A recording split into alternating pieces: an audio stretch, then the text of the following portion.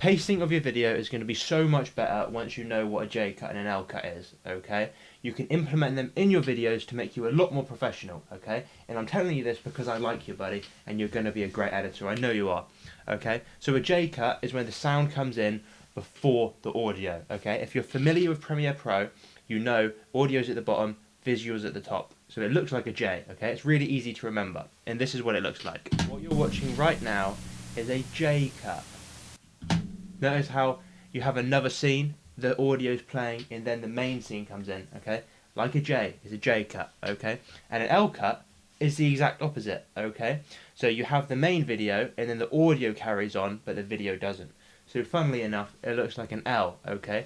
Why are you going to use a J and an L cut? Well, you're going to use them because it makes the pacing of your video so much better. It gives you more control over the video, and it just makes you look more professional, buddy, okay? So this is an L cut. This, what you're watching right now, is an L cut. That's how you do it, buddy.